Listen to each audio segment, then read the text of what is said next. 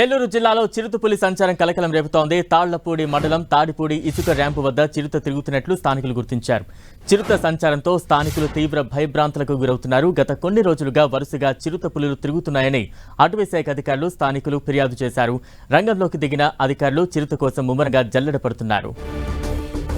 చిరుతపులి సంచారంపై మరింత అప్డేట్స్ మా ప్రతినిధి శ్రీనివాస్ అందిస్తారు. శ్రీనివాస్,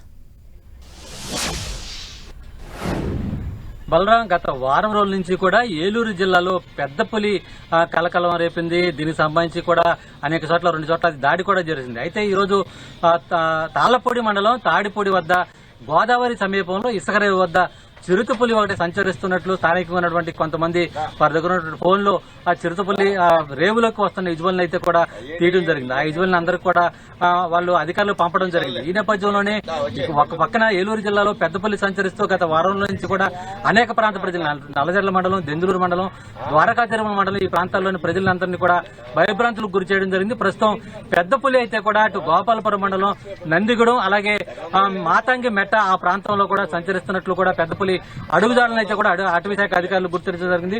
అయితే పెద్దపులి ఏదైతే పోలవరం అలాగే చింతపల్లి ఫారెస్ట్ నుంచి గతంలో వచ్చి ఉంటుంది, అది తిరిగి మళ్ళీ అధికారులు అయితే కూడా భావిస్తున్నారు.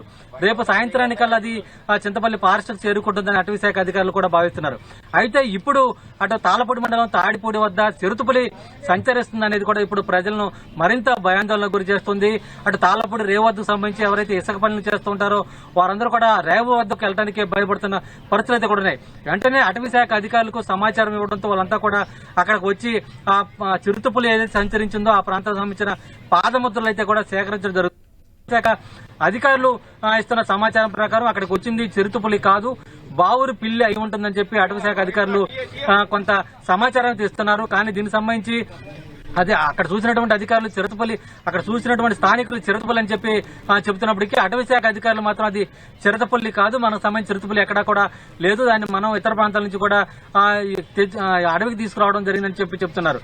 అయితే ఇక్కడ ఉన్నది చిన్న స్థాయి చిరుతపులి అని ప్రజలు చెబుతుంటే మరో పక్కన అటవీశాఖ అధికారులు అది చిరుతపులి లాగా ఉండే బావురి పిల్లి అయి ఉంటుందని చెప్పి అటవీశాఖ అధికారులు చెబుతున్నారు.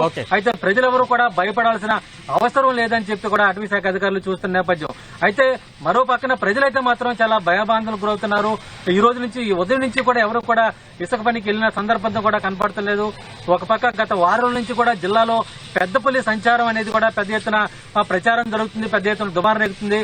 రైతులకి పంట పొలాల్లోకి పనులు చేసేందుకు కూడా కూలీలు ఎవరు కూడా రాని పరిస్థితి ప్రస్తుతం ఏలూరు జిల్లాలోనే నల్లజర్ల అలాగే ద్వారకా తిరుమల మండలం ఆ ప్రాంతాల్లో నెలకొంది.